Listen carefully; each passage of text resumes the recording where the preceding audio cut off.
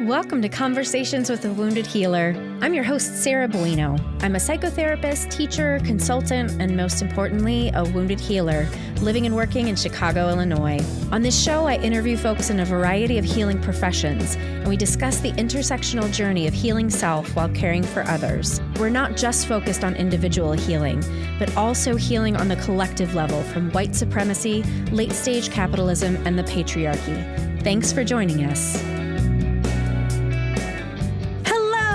Welcome to the show. I'm so happy to have you here today. I'm happy because the sun is going to be shining this week. And in the winter in Chicago, that is not a normal occurrence. So I'm happy about that today. And I'm wondering how your cold little hearts are. And I say cold only because it's cold where I am. It's February. It's a challenging time to be alive in the world right now. But anyway, thank you so much for joining me and for being here. And if you want to connect more, I'll tell you my favorite place to connect with people is on Instagram. And we have recently changed the brand. So I have moved from Head Heart Therapy to Head Heart Business Therapy. And the new handle is Head Heart Biz Therapy. So please come find me Instagram, hang out, chit chat with me on there, post some fun memes, some thought-provoking stuff. So come hang out. It'll be a good time.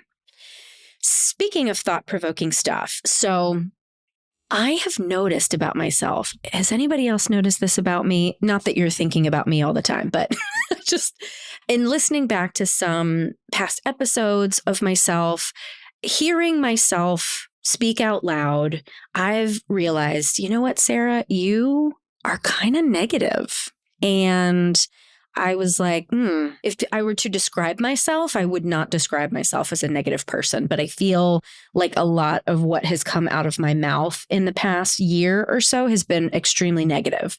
And I was talking about this with my BFF, Sarah Suzuki, and she and I just happened to go on a little vacation together not too long ago. We were trying to find something to watch on TV. And of course, I'm like, murder shows, because that's most of what I consume. Not really murder shows, but like true crime and scam artists and political stuff. And that's usually what I am mostly consuming these days in terms of media. And we watched a show together. She's like, this is what you're spending your time watching? And I was like, yeah, why not? This is great. And she's like, I wonder if that has anything to do with how negative you are. She's just like super cute, like tiptoeing around it when I'm like, no, just tell me, just be honest.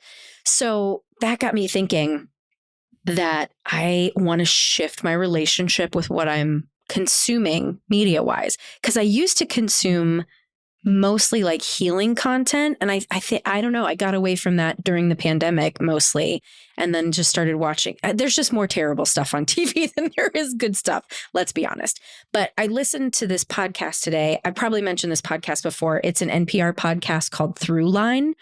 And the episode was called When Things Fall Apart. And they talked about I don't know if it's a legend, whatever, the story that this old grandfather is talking to his grandson, and he talks about two wolves. One wolf is good, one wolf is evil, and they fight and all this sort of stuff. And at the end, the kid goes, so who wins? And the grandfather says, the one that you feed. So I hear this, and the whole episode of the podcast is essentially about the nature of humanness and whether or not humans are inherently benevolent or malevolent. And at the end of the podcast, I was a little mad that they didn't, because they were like, this is going to be about hope. And it wasn't exactly. But at the same time, it helped me understand part of what I think I've been going through. And I think that because we're in a really tumultuous time to be alive, and there's so much divisiveness in the world, and all of the news that we consume mostly is negative, that we can have this bias that humans are inherently evil or bad or selfish. I think that's what I've been sitting in. And it's like, it's going to be a gross analogy, but it's like sitting in a dirty diaper. And now that I recognize that the diaper is dirty, I need to get out of it because gross. So if you have any recommendations of like good news, I should probably just do a search for podcasts on good news and just make sure that I am injecting something lovely into my ears and eyes. Because, and literally, you guys, literally as I say this, that's when the sun peeks out from behind the clouds. So, okay, universe. All right, I know I'm on the right track. Thank you. Okay. So anyway, that's kind of what has been going through my mind lately. But I am very excited to introduce you to today's guest because he is somebody that has been an unofficial mentor and cheerleader to me and my pal, Sarah Suzuki. And I am so excited that he was willing to have this conversation on the podcast with me. We talk about stuff that I've also been thinking a ton about in terms of therapist training and all that stuff. So anyway, Samson Teklemariam is an industry thought leader with a track record for leading large-scale transformations that generated new thinking, shifted business models, and disrupted the marketplace. As a catalyst for innovation, Samson constructs clinical leadership models designed to navigate change in the behavioral health and addiction treatment and deliver results that improve quality patient care. So please enjoy my wonderful conversation with Samson Teklemariam. Samson! I'm so glad we're doing this. Me too. I'm so pumped, Sarah. This is great. Dad, you just muted yourself. Yeah. And the little delay was like, where's that button? Yes, the pro performer, pro presenter that you are. I hope so. Yeah. Well, we'll find out. Yeah. So to let listeners know, you and I met, was it 2018? Question mark? Yeah, in COVID years, it's about 22 years ago. Right, yeah. So in Portland. 2018, 2019, in the NADAC Northwest Regional Conference, probably the last one. I don't even know if there was any after that. Oh, really? Wow. Yeah. Oh. Yeah, COVID happened and they've been sort of delayed since then. Wow, interesting. And tell the listeners, just because I can never remember, what does NADAC stand for? NADAC is the National Association for Addiction Professionals. At the time, I was the director of training and professional development and doing a training there and helping to organize the event. It was a great regional conference. Northwest Regional Group is like kind of their own group. And I met you there and I feel like I almost want to say your training was on this topic, wounded healer, right? Or self-care. Or trauma, probably trauma. I hadn't rolled out the wounded healer one I did for the webinars. Ah, that's right. The NADAC webinars. Yeah. Yeah. Well, and it's funny, when I met you, I was just a little baby presenter and trying to get my name out there. I didn't really know anybody. And you were so kind and so nice. And I was like, is this guy for real? Or is he like just some corporate dude trying to schmooze me? It's amazing.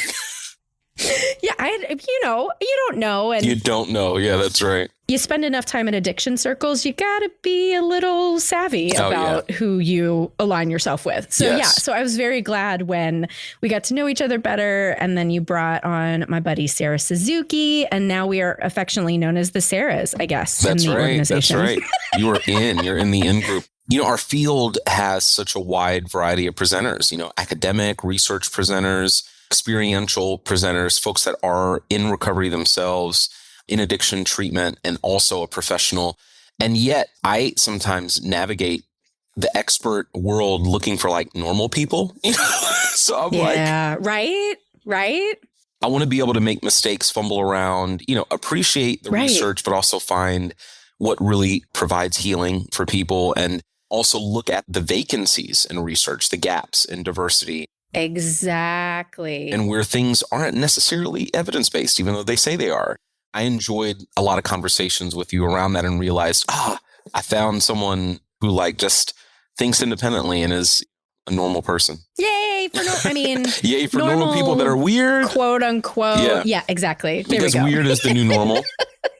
Exactly. Yeah. Right. Well, tell us everything. I don't even know anything about your history. I don't know where you came from. I don't know anything about why you got into this field. So just go wherever you want to start. It's funny. So I always have to just own, because when people Google me, they eventually find out. So I started as a quote unquote helper as a pastor, a really young, at a young age. Really? Yeah. I started feeling called to ministry because it was a youth pastor that kind of helped me. In my community, I was born and raised in College Park. In my community, you weren't going to go to a counselor. I mean, like what? College Park, what state is that? College Park, Georgia, not College Park, Maryland, the sports city.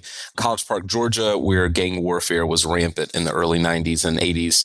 And in my community, it just wasn't a thing, like going to see a counselor. Mm-hmm. So the people who were accessible to us were the ones at church, and a youth pastor that was very up to date on hip hop and everything, like used music to reach out to our neighborhood.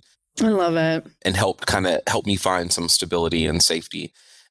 So when I first came into the helping profession, that was my entry point. But very quickly, like within a year, I realized I didn't know the science of helping. And when I went to visit people's homes, they were still struggling with a lot of pain, primarily addiction and drug dealing, criminal activity.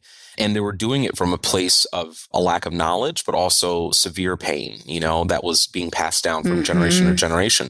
Something that I didn't understand how to help from the pulpit, right? So I went to get my degree and my license as a LPC, licensed professional counselor, started a private practice, started working in community mental health and in the school systems. And very quickly, I was training on multi-systemic family therapy, a family therapy model that was from USC, University of South Carolina. And someone from Phoenix House saw me and said, "Oh, wow, have you ever done clinical training?"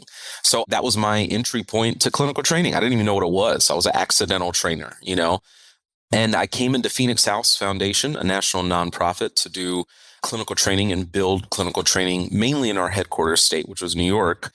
But a year later, I got bumped up to director of national clinical training. And then a year after that, I built a national learning and development team for an expanded Phoenix House that was in 12 states, 120 programs, about 2,100 counselors. And so training professional development became my passion. I did like a little weird nerd math equation. I said to myself, okay, I had a patient caseload of 30 to 40. I impacted 30 to 40 people. And yes, maybe the communities they're in, the families they're in, right? When I got into training as a clinical trainer, I had a group of counselors in a training, and there were about 30 to 40 counselors who each had 30 to 40 patients. And I did the math, and I immediately saw the impact.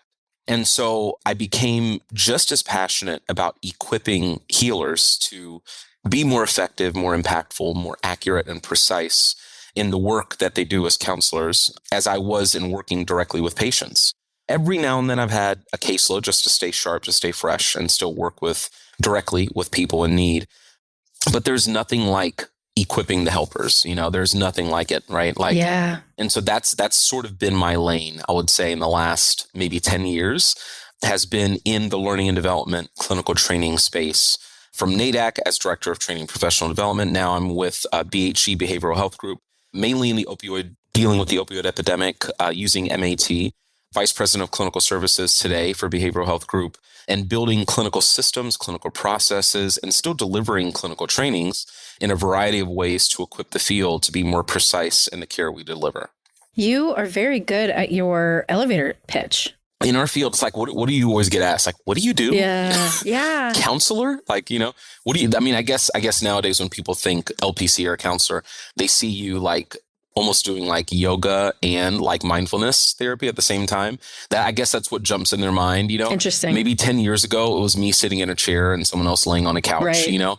But I always try to think, what image do they have when they hear my title? I'm like, okay, let me give them the ladder of how I got here, I guess. Yeah. I have done the same equation that you did, and definitely feel like I can make much more of an impact if I'm helping practice owners and training therapists and that sort of thing. So I totally vibe on that. Yeah, I'll try my best not to turn it on you, but Sarah, now that you're like expert interviewer the as Sarahs, well. now that you mentioned the Sarahs at NADAC, I wonder how many Sarahs are entering the field right now, wondering some of the things you wonder, right? That's what I ask myself. How many Samsons are entering the field right now? Right. Wondering the same things that I wondered. And is this right? Am I doing this right? Is this helping this person? Why did that person react that way? Why am I reacting the way I'm reacting? And some of those questions that we didn't always get dealt with properly in clinical supervision or in grad school or, in any kind of training, and we're just left lingering. Yeah, I always hope that I can help connect the dots for folks. Well, that's why I love teaching too, because, I guess we could have a conversation about that too, if you have any intersection with academia, because obviously I don't fit into the world of academia, just the way that I think and who I am. Yeah, yeah. But the students love me because they love hearing real life things and, I'm just fun, right? So they dig that. And I'm always looking for the Sarahs, the Samsons, right? The folks who are asking those questions. And unfortunately, I think in a lot of academic scenarios, that sort of curiosity is being trained out of them. But when they come back into the field, the pain that people bring into their room will force that curiosity to become reborn. And that's what I've seen is that, yes, you have the formal, somewhat dry, overly structured education process that gives you the science. But where you go into the workforce, human beings will shake that immediately. They will throw 22 curveballs at you on day one.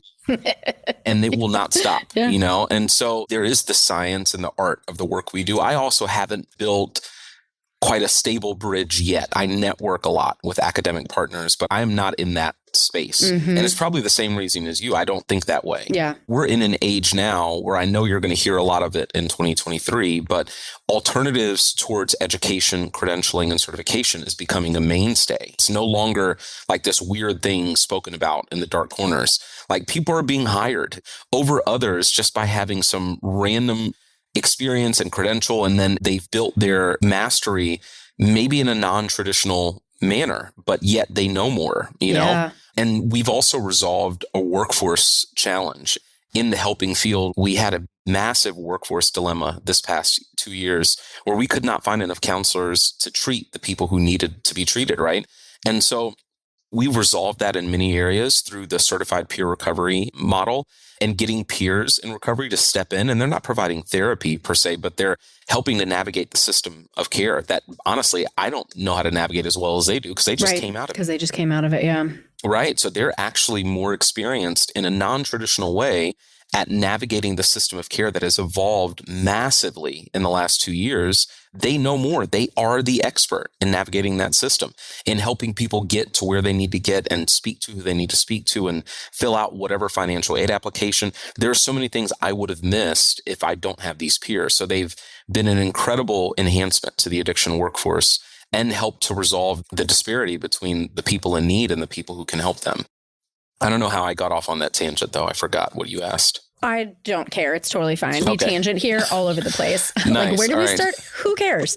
Well, let's talk about that for a minute, because everything you're saying is amazing and wonderful. And I have personally witnessed folks who are in that sort of peer role overstepping their bounds and causing harm to people. And I am curious.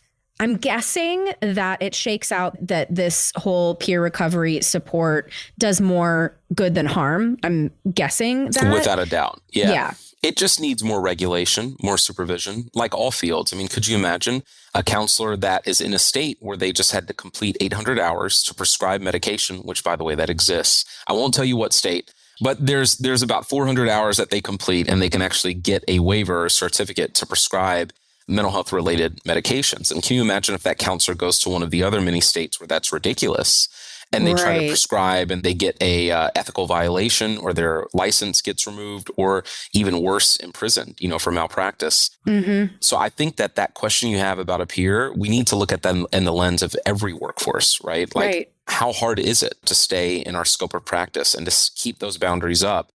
When we're first coming into the field, it is confusing. We try to do everything. We try to save the world. Right. And it becomes sometimes chaotic to find your lane when it comes to just helping people. So you have a supervisor, hopefully. You have an agency, hopefully. You have somewhere that really helps you find that lane and stay in it. And you build that expertise outside of any kind of educational environment. I think for peers, it's the same. For peers, they need supervision. And unfortunately, they're getting supervised by people who aren't peers. So they're getting supervised by you or me, social workers, and we do our best. We help them understand their lane. But we're not a certified peer supervisor, which is a title that is existing in more and more states. I think 14 states now. Yeah. So I think the more supervision, the more regulation, the better. But even right now, yeah, the pros far outweigh the cons. Okay, you just opened a big can of worms that I have been rattling around in my brain, which is great. I love cans of worms. Right. And I've not been able to have this conversation with someone who I think has all of the intersections that we can touch in our conversation. So regulation, gatekeeping, racism, ableism. I have been having, so to back up, in, I think maybe everywhere, but definitely at least in Illinois, there is a push right now to eliminate the LCSW test for a person to become a licensed clinical social worker. Mm-hmm. And on one hand, yes, the ASWB, they put out a report. It was shown that the tests are racially biased. Shocker, right? Yeah, right. Obviously, they're ableist to people who are good test takers, right? Mm-hmm. So I get it. And I want more people of color, people who learn and think differently to be able to be social workers because they should. And yet, how do we fucking regulate this shit? Because I agree with you. And I can't tell you, Samson, how many times I have worked with a student who is completely unprepared and should not be working in the field yet. But I am pressured to pass them through. Everyone is pressured to pass them through because they're paying money to the university that has let them in probably incorrectly in the first place, right? Right. So how do you fix it?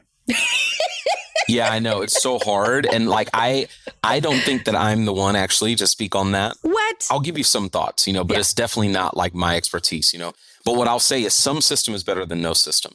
What we're doing today in reviewing systems that have racial disparities and have access issues, or they get in the way of African Americans and people of color entering into a field because of a test that is so dominant, Eurocentric. Mm-hmm. That is such a common thing. Like me, my wife, African American communities, we talked about this for decades, right? We joke about it.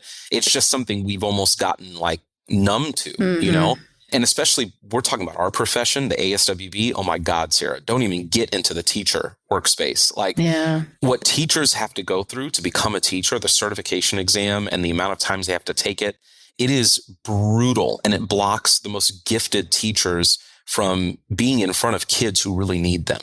My wife is a teacher, and so that's why I speak about that. Yeah. We have the same problems in that field that we have in professional helping fields, where we do need to reevaluate the systems. I don't know what the solution is. I don't know the solution is throwing it out, because exactly like you said, we need something that regulates the field. It's there. We don't want it to be the wild, wild west, but we do need to open some things up, right? And we've got to create maybe alternative paths. I don't think experience should have only one measurement. I think that that is a faulty premise from the get-go. To think that someone who passes a test can work with people. Right. I mean, just that statement alone hopefully can make us rethink it, Yeah. Oh, they passed a test. Let's put them in front of 200 people who are going to die without the right kind of help. Sure. Right. That is a great idea. Are you kidding me? That kind of thinking is so limited. And again, it's so Eurocentric, right? Like, to think that they haven't passed the test of working with people. Maybe there's other entry points that we can look at. For me, I like the model a while ago. I mean, very controversial, but a while ago, George DeLeon and Dr. Mitch Rosenthal, who recently just passed, really helped champion and build the therapeutic community movement. When you look at the outcomes of the movement, it's such a nightmare. I mean, it was so damaging, right? Because of the lack of regulation and the lack of consistency. But when you look at the origin of it, it was a beautiful thing. It didn't gain popularity for nothing. It gained popularity because there was something effective. And what it was a leveling process based on people's hours and time and recovery and time in helping people. And so it kept folks engaged in recovery and the art of helping others in recovery. And I think the spirit of that model has something that we can build on.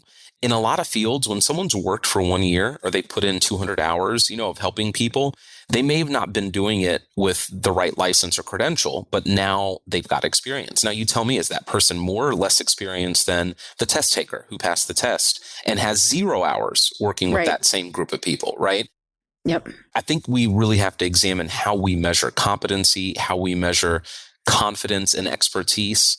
And we've got to have some sort of a blended model for our blended population, because you're right, there are some racial barriers.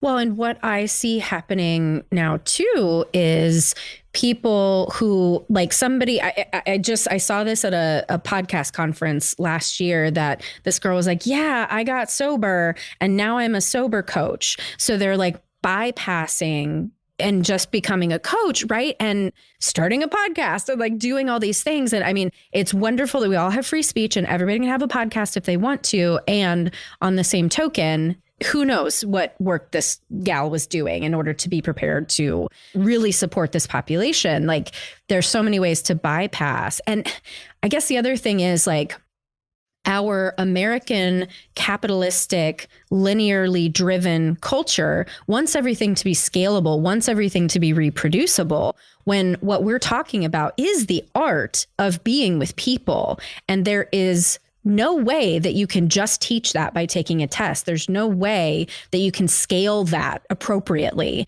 So it's like counterintuitive to the way our country works, the way that we need to shift it, right? You did open a can of worms. You're right. That's what we do here.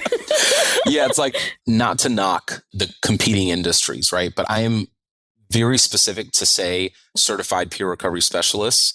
When people hear me, I don't say the word coach often. Yeah. And I don't mention recovery coaches. And it's not to knock that side of things. It's just to say that unfortunately, that side of our industry is so underregulated that it is exactly what you just described.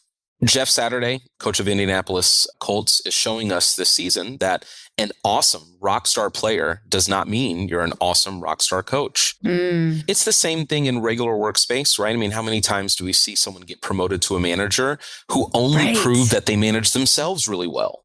And it's like managing yourself really well and managing other people really well are not the same thing. Yes. Taking good care of yourself and finding a path to recovery is awesome. Congratulations. Does that mean you also are now equipped to help other people in recovery? No, those are not the same thing, right? And so I think the certified peer recovery specialist movement has done a better job at having every 2 years, they have to re-credential, they have to complete CE hours. They have a lot of course requirements on the ethics of their field, on how to manage their own self-disclosure and how to maintain their scope of practice. They have a lot of training on community resources, navigating the system and pointing people to care. The heart of that position is to show people who are coming into recovery to help expand their perspective of help. That no, it's not just someone else who's addicted to substances who can help me. No, it's not just a white counselor that can help me, a black counselor that can help me. If I'm really in that moment where I'm about to end my life, where I'm about to shoot it up, where I'm about to do something really damaging, I need to have had a helper that told me, Samson, you can get help anywhere. I needed to have a helper that worked with me, that expanded my perspective of help to maintain my own safety. And that's what we get from our peers, is they point people to the right places, right? And so I hesitate to damage the word coach, but I also think that great players are not great coaches. And we've got to look at that. This isn't a business, right? It's people's lives we're talking about. We've got to examine that in the credentialing space. NADAC, NCAP, they're doing an awesome job with their National Certified Peer Recovery Specialist credential. And there's a grant that started last year. And so it's about 2 years, maybe a year and a half, 2 years old now. That is the Peer Recovery Center of Excellence that has an archive of all the research, all the studies done, and the credentialing packages in each state. And they also provide a lot of trainings. It's a free resource. And so I think going to the right places and help pointing people in the right directions. If I knew that sober coach that you just mentioned, I would have been her biggest cheerleader and said, oh my God, you're doing the right thing. Here's a website to get you, the right credential and the right supervision and some training. They can walk you through this path. Right. You can do what you're wanting to do. It just may look a little different, and then that way, at least there's some ethical guidelines that they're practicing under. Well, and when I think about some of the problematic people that I have run into in this arena, there's so much ego that they wouldn't want to do that anyway, which also is like there we go. A big indicator that you shouldn't be doing this work. If you can't humble yourself to recognize that you need some guardrails, Yeah, it's tough. It's like a part of me, part of it is the beauty of America is it opens up. Capitalism can open up the creative spirit where someone is going to look at a way to completely break down a system just for the sake of breaking it down, And it may make us think differently and say, oh my God, this was effective. The other part of me says, well, there's the power of science too, where this actually went through thousands of people of research. If it was done right, it included diverse populations. And now we've seen a path that can cause damage and a path that can cause help. That's the challenge, is that the humility forces us as helpers to say, there is a path that harms and there is a path that helps. There are things that I can say and do to people who are in need that can actually cause them significant harm. It can make them worse. And so it's like, we've got to accept that. That's the humble part of it. And hopefully we can point folks in the right direction, because you're right. I mean, that's the wild, wild west of it. There's been some that have caused harm. Well, I think this is where my optimism gets in the way of my being able to accept that human beings are just flawed. We will never be perfect helpers, right? Like, even when our heart's in the right place, we're getting the right education, we do have the right certifications and whatnot, we can still cause harm too. And what a friend reminded me the other day, because I was just harping about some student issues that were driving me bonkers. And she's like, Sarah, there are just going to be bad therapists out there, and you have to accept that. And I was like, no! I know, right.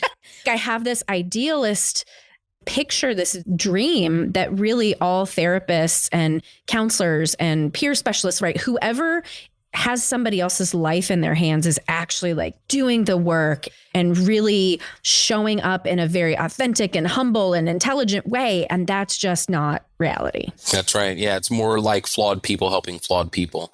And we're all on a different spot on the spectrum of being equipped to help. I'm a huge comic book nerd from back in the day, and you look at Bruce Wayne and the billions of dollars he can spend on all these gadgets and how he can help. And then you look at Green Arrow, who has a bow and arrow. In some of the comics, he's rich, but it all depends. But I think of someone who's an MD, and yet we have a lot of MDs that are called up in ethical board complaints and violations for malpractice, right? After 20 years of education, how in the world could education have failed? That's the thing, is that the flawed human experience may put us in a position where we harm people because we're hurt, because we're dealing with something and we're not dealing with it well. That's where I'm an advocate for clinical supervision in every single arena, because of the increased accountability. The two helpers that are the most unsafe is the helper who is not self-aware and the helper who does not have accountability. I think awareness and accountability are critical to promoting patient safety. And it's something that's underinvested in, unfortunately. We underinvest in clinical supervision. And the higher someone has their credential, the less supervision they get. Isn't that crazy? Yes. And it's like, yes. Now you're a leader. No one needs to watch after you. What are you talking about? It's almost, you have more responsibility. Shouldn't you get more accountability? That's exactly why I hired a consultant as soon as I started my practice, because I was like, I need some help. Yeah. Well, this leads very nicely into the question about whether or not you would consider yourself a wounded healer. Yeah, oh, definitely. When I look at each year, it's weird that we're coming into another new year, but when I look at each year, I try to dedicate adequate time to examining my own path of my self-work, whether that's getting back in with my counselor, getting back in with one of my mentors or clinical supervisors, or creating a new individualized development plan for the year that has to do with my own personal growth, right? And then I also look at my business growth or my professional growth. Being a wounded healer means we've got to give adequate attention to both, to the pains, the flaws, and the wounds that are there and probably won't go away. Those are the ones I'm talking about. Mm-hmm. But then also the growth potential, the skills and the gifts that you've been granted on this world, hopefully to help others. And so it's giving attention to both. For me, I put in personal and professional. My gifts are given to me in a raw form, right? My responsibility is, how am I going to shape and hone those gifts to better my fellow man and my community, But that's me. It's I think when I see wounded healer, it's there's both introspective work that has to be done, but you can't stop helping others. There was a time when I first entered this field, I had a mentor in undergrad, and this was more in ministry work, where I just hid. I went into my dorm room and I was done with people, And you have those moments where it's you're a helper. Don't you love people? No. Mm-hmm. Not today. I have moments where I hate humanity, and I have a hate list. Yes. I can't believe people do this to people. I can't believe people do that, And I was having one of those moments. And what he reminded me, he said to me, his name was Ken Sanders, and I think he's passed away since then. He said to me that a leader can always go into themselves and take care of themselves, but they can't leave the people they're leading. He talked about the damage of taking on the mantle of a leader. At the time, it was about leadership. And I'll equate that to helping, taking on the mantle of a helper, of a leader, and abandoning or neglecting the people that you're charged with leading. It's not all that extreme. We look at so many things in the world as all or nothing. It's not like that. I have someone that reports to me that just, Samson, I have to take a day off. I've got to get out of here. I said, okay, well, before you do, go ahead and send an email to your regional director, your business partner. Just let them know that you're going to take a couple of days, set an out of office message, let people know to come to me. You know what I mean? So you just do some of these like really, really small things to maintain that responsibility of a leader or of a helper, and make sure that you're not neglecting those you're charged with helping when you have to come into yourself. Now, when this person came back, I immediately said, okay, listen, that was really sudden. And I love that you did it and that you spoke up and that you took the time. Let's look into the future and imagine that you're going to have this again. What can we do now in your self-care plan to design maintenance checks, where it's like, it's okay to have that sudden moment of, oh my God, I got to get out of here. But if you keep having that, are you really taking good care of people? And something's going on. Something else is going on. So I think having those moments to support ourselves, to look back the same way you would do with our patients, look back and reflect and get some learned experiences. In the CBT world, they call it learning from a lapse or learning from a relapse, And so how do we learn and apply something different to the future and create a maintenance plan that's more conducive to our wounds, to what we need? Well, I just want to highlight what you said for every group practice owner that I have been dealing with over the past several months, because this is something that we struggle with a lot, because we as mental health professionals have to be supportive of our team's mental health. And at the same time, we have rent to pay and contractors to pay. And so we need to make sure people are seeing clients. That's it. And that's accountability. It's saying, hey, I know you needed to take care of yourself, but how can we create more space or whatever it is so this is sustainable for you? Yeah. That's what we need more of. We need balance. It's like there's so much extreme thinking nowadays, and I think we just need balance, because even newer counselors are coming into the field with part of it I love and part of it is aggravating, but these very high expectations for how the therapeutic environment should wrap around them. And I'm like, no, like actually, this is about your patients. Like that's why you came into this field, because you knew that people needed help from other people. And so the way we manage them and the way we manage ourselves has to find a place of balance. That doesn't mean we're ever going to be perfect at it. It just means we've got to always be willing to examine where the balance is off and how we can achieve that differently in the future, where we're not harming people, but we're also taking care of ourselves, This keeps showing up in the labor movement right now is amazing and wonderful, but I keep having to remind people I'm not Jeff Bezos, right? Like I am not exploiting my workers, and neither are the group practice owners that I've been working with. Exactly. Yeah. I know at a lot of treatment centers, people do get exploited. And that's one of the reasons I want to work with managers at treatment centers to help build like an equitable, like working environment. But there's kind of this backlash, and I'm hoping that in the next few years ahead, there'll be some sort of righting of the backlash so that people aren't having these unrealistic expectations of their workplace. Because it's serious right now. Yeah, it is. It is. Yeah. And I mean, let's just blame capitalism in corporate America, because there are, in the corporate world, my husband was working in corporate for 17 years before he decided to go back to school and become a social worker. And, some of the expectations that they had for them, like being on call all the time and all those sorts of things, that's not sustainable for any human being. And yes, we need to, in workplaces, recognize there is a thing called mental health. We don't always have 100% capacity. And yet everything you're saying about accountability is like, chef's kiss. Oh, yay. Well, okay. So since we're opening up cans of worms, I don't know why we're doing it. It's winter. I don't know if people fish in the winter or what other use of worms. It's worm somewhere. Right.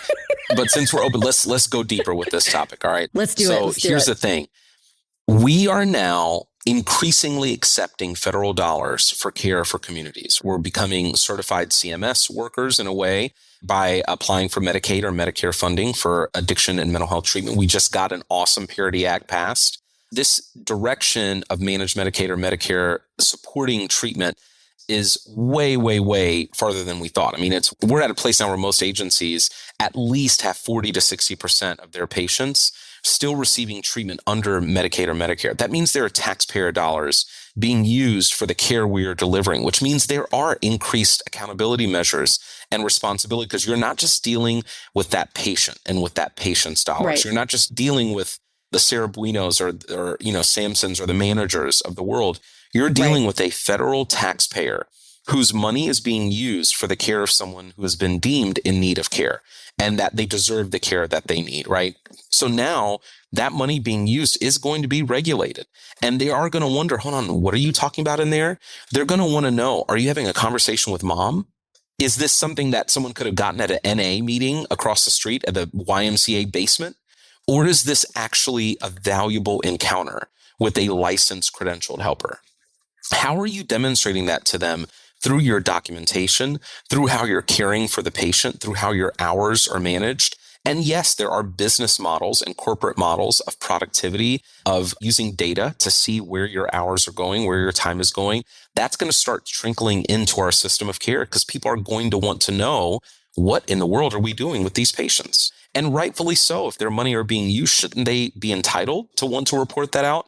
I think we're going to continue to be uncomfortable in our field for a little while, because it's not going to be okay to have this empathic chat with mom and someone being charged 65 to 85 an hour that is going to a federal taxpayer, and someone just be okay with that. You'll notice CARF surveyors, Joint Commission surveyors, you'll notice accreditors and payer auditors are going to start looking for things like identified triggers, build coping plan, design relapse prevention plan. They're going to be looking for language in our documentation. They're going to be looking for, on day 1, the patient mentioned a history of suicidal ideation. So on day 90, we still need to be assessing whether or not this person has had suicidal thought. We are going to have increased accountability measures that are going to be honest. That's going to seem intrusive, but I think it's a good thing. I think it's helping us become more responsible. I equate productivity in the clinical space to the value of the care we're delivering.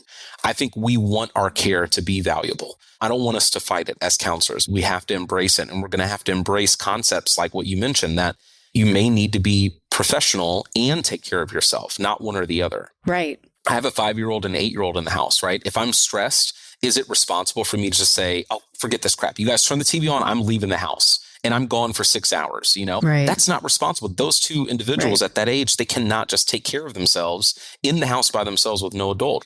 There's a place where your self-care and your responsibility as a leader or a helper are going to clash. And when they do you understand the value of your role and what harm that can do to someone, right? I always try to say we've got to balance that, but I still want us to acknowledge that, yes, I'm a wounded healer, and yes, I've got to take care of myself. And yes, I'm in the process of re-examining that now and making sure that who I've become and who I am is still getting what I need, but I'm not going to neglect my responsibilities to do that, Preach. I hope. Hopefully I don't get a hate mail for that. Samson said I can't take care of myself. Again, like that's why I said we need balance, the extreme perspectives. Well, right. That's the black and white thinking that is not serving anyone right now. There's so many other threads I could pull on there, but we're getting to the end of the hour. So I want to make sure to respect your time. We've talked about a lot, and there's so much more that we could talk about. So you'll probably have to come back again, but I'm down for it. What juicy nugget would you like to leave listeners with? I think there are 2 things that I always want to keep at the forefront for me. So I'll just share it with others. Is I always want to be able to have 2 arms, reach one arm back where I'm willing to pour into someone else, but also reach one arm up where I'm looking for mentorship, for help, for advice, for consultation. I never want to have my mind and my heart closed. And usually we do that because of pain, right? We say things like, I'm not going to take help from that person because last time they said this, or last time someone told me this and that was wrong. We make these choices out of a place of hurt that we close and limit and restrict the amount of help that we receive. And yet we keep pouring out help towards others, right? And so I just want to make sure I'm always postured where I've got one arm reaching up, looking for guidance, looking for a leader, looking for mentorship, support, in whatever way that looks like, whether it's getting in a support group, whether it's finding a new app that can connect you with people, whether it's, reconnecting with my counselor, with my clinical supervisor, with my own sponsor, whatever that looks like, make sure I'm reaching out, but I'm always going to reach back. If you're a student, you've got incoming students who need your help. If you're an intern, you've got students who need your help. If you're credentialed, you've got a certificate, you've got someone who's studying for a test that needs your help. If you've got a license, you've got someone with a credential or certificate that needs your, no matter where you are, there's someone that you can reach back and support. I think that's what I'm hoping for the next year, is that I can give out more clinical supervision and consultation and coaching, and I can also get more. And I'm looking in different sectors. I'm not just looking in the clinical. I'm looking to corporate business leaders that have learned things that I haven't had a chance to learn. A lot of people don't know. In fact, there's 3 more days left. If you're in the nonprofit sector, there is an American Express Leadership Academy grant where they have an application online. You literally can Google American Express Leadership Academy. You can submit your information and you may get selected. In a few people that get selected, they get paid and you get sent to New York for an incredible week of leadership training from corporate America, from experts in corporate America. And I did that 12 years ago, and it changed my entire path. I don't think I would be a leader today. I wouldn't know the metrics and the data and the science of leading people. I wouldn't have known and appreciated that if I didn't apply for that, if I didn't get that. And thanks to some of the leaders at Phoenix House that got me in that program. But I say that because even today we can go to different sectors and get help. And so I love the counselors now that are reaching out and going to restorative yoga and looking for physical pain relief models that they can share with their patients who are trying to deal with an opioid addiction, an opioid use disorder, and they're trying to find alternative ways to deal with pain. And there are therapists who have gone through those paths just so they know where to point their patients to. I love that. So there are a bunch of different ways to blend what we do and help people by reaching our hand up to different sectors. So I don't know if that answers your question, but that's my juicy nugget. A very juicy nugget. Okay, I love it. Nice. Absolutely. Yeah. And where can folks find you if they want to connect with you more? Oh, gosh. Yeah. So I am not that great with social media. Someone help me, please. No. So I'm on LinkedIn. You can find me on LinkedIn easily. Just search my name. I've got my profile updated. It's Sam's Tech in LinkedIn. So you just put Samson Teklemariam, or you type Sam's Tech, SAMSTEK, in LinkedIn, and you'll find me there. I'm very active in LinkedIn. I'm constantly connecting with my recovery groups there and leaders that I connect with, commenting on people's stories and just finding inspiration from people sharing how many years they've been in recovery. So I love LinkedIn because it's very it's to the business, it's right down to it. I think Facebook has been torn apart by my aunts and uncles. So you're I'm not going back on there. So if you want to find me on LinkedIn, Sam's Tech. Yeah, thanks, Sarah. Awesome. I just love you so much. I am so glad we got to meet, and I am super excited for whatever we're going to do in the future. Yeah, same here. I'm glad that there's a place that people can go to talk about being a wounded healer. So thanks for setting this up. Thank you. Thanks to our guest for an amazing conversation today. To find out more about today's guest, you can visit www.headheartbiztherapy.com/podcast. Thanks as always to Andrea Klunder and the Creative Imposter Studios for editing, to Liam O'Donnell for our album art, and to Ben Mueller for our theme music. Until next time, bye-bye.